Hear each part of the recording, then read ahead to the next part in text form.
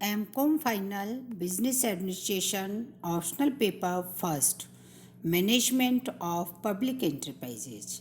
आज का हमारा टॉपिक है फॉर्म्स ऑफ ऑर्गेनाइजेशन। इसमें हम सबसे पहले देखेंगे डिपार्टमेंटल ऑर्गेनाइजेशन। किसी भी उपक्रम की सफलता उसके संगठन स्वरूप पर निर्भर करती है। लोक उपक्रमों की सफलता के लिए उनके संगठन का उचित स्वरूप होना आवश्यक है। यदि वास्तविकता में हम देखें तो संगठन प्रबंध की कला है, जिसकी सहायता से प्रबंधक नियोजन, नियंत्रण, निदेशन, समन्वय का कार्य संपन्न करता है। संगठन के महत्व पर जोर देते हुए कार्नेगी ने कहा था कि हमारा सारा धन, हमारे महान कार्य एवं कारखाने सब ले जाओ, पर हमारा संगठन हमारे पास छोड़ दो। हम कुछ ही वर्षों में अपने आप को पुनः स्थापित कर लेंगे। कार्नेगी का यह कथन संगठन के महत्व पर प्रकाश डालता है।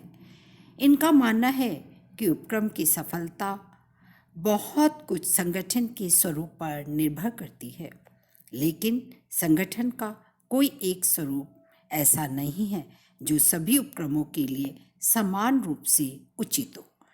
संगठन के स्वरूप का चयन करते समय उपक्रम की आवश्यकता, उद्देश्य, स्वायत्तता, नियंत्रण आदि बातों को हमें ध्यान में रखना चाहिए। उसी के आधार पर विभिन्न उपक्रमों के लिए भिन्न भिन्न संगठन प्रारूप अपनाए जा सकते हैं। यदि हम निजी उपक्रमों में संगठन के प्रारूप का चयन करते समय पूंजी एकत्रित करने की समस्या को हमें ध्यान में रखना चाहिए, किंतु लोक उपक्रमों में यह समस्या नहीं है।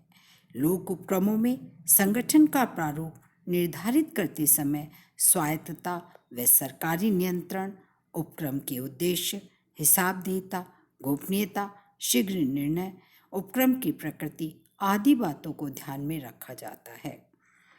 लोक उपक्रमों के संगठन का प्रारूप निर्धारित करते समय सरकारी नियंत्रण के साथ साथ उपक्रम के व्यावसायिक स्वरूप का भी हमें ध्यान रखना चाहिए।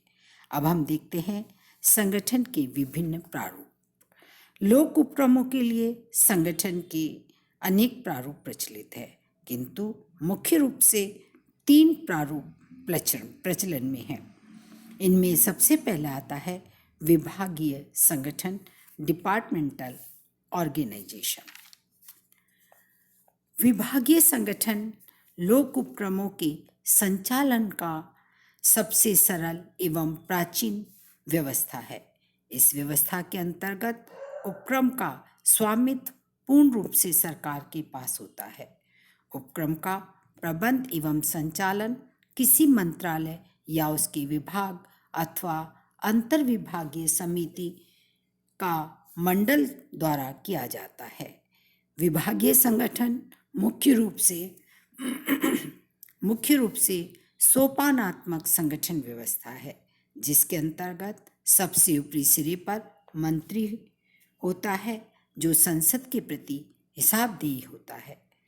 विभाग की प्रबंध व्यवस्था मुख्य रूप से उच्च प्रशासनिक अधिकारी के हाथ में रहती है तथा वित्तीय नियंत्रण ट्रेजरी के अधीन रहता है। यदि हम देखें संगठन की प्रारूप की यह व्यवस्था सेना में पाई जाती है, इसीलिए इसे हम मिलिट्री पद्धति भी कहते हैं। यह पद्धति उन लोक उपक्रमों के लिए उचित मानी गई है जो सुरक्षात्मक एवं विकासात्मक उद्देश्यों के लिए कार्यरत है।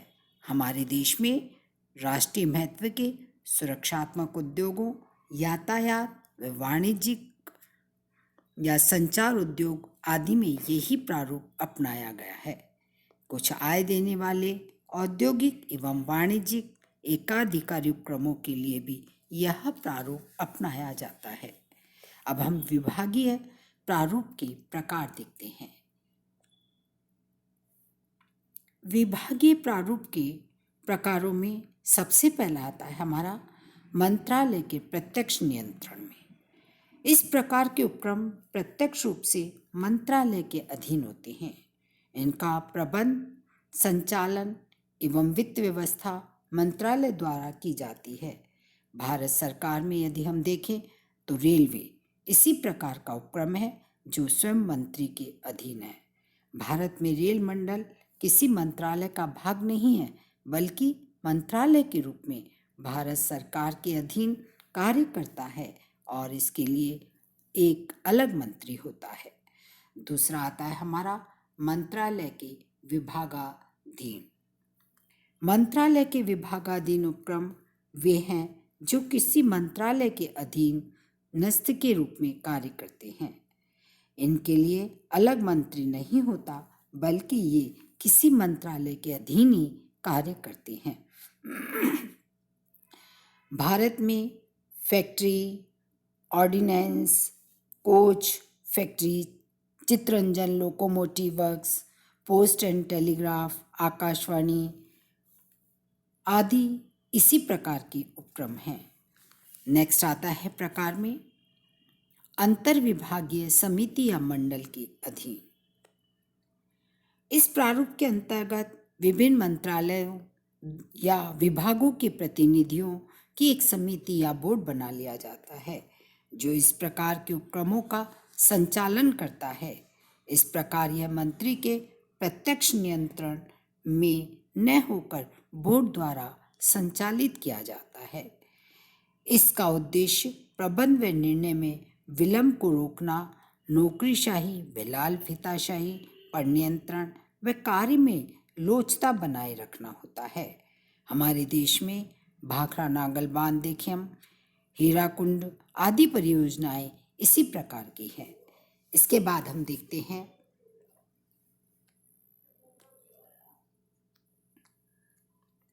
विभागीय प्रारूप की विशेषताएं।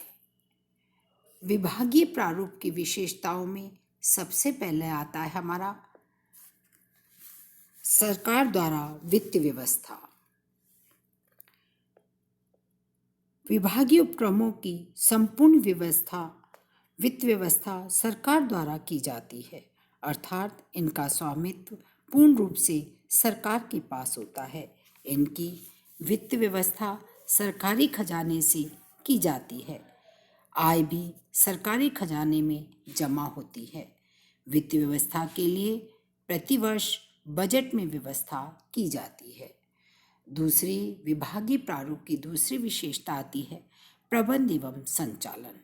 इस प्रकार के उपक्रमों का प्रबंध संचालन संबंधित मंत्रालय के प्रत्यक्ष एवं अप्रत्यक्ष नियंत्रण में रहता है।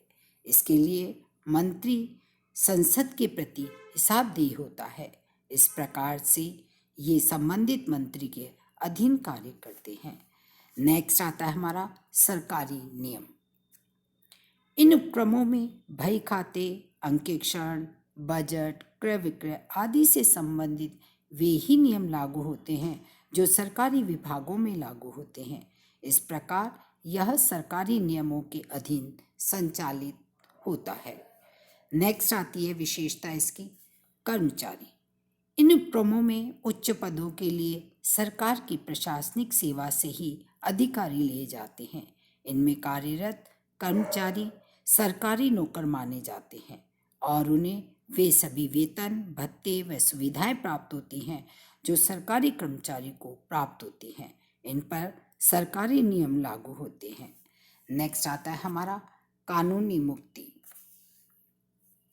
इन उपक्रमों को कुछ विशेषाधिकार प्राप्त होते हैं। कोई भी व्यक्ति या संस्था इन उपक्रमों पर सरकार की अनुमति के बिना वाद प्रस्तुत नहीं कर सकती है। नेक्स्ट आता है हमारा हिसाब देयता। ये उपक्रम अपने कार्यकलापों के लिए संसद के प्रति उत्तरदायी होते हैं। यह उत्तरदायित्व संबंधित मंत्री को उठाना होता है।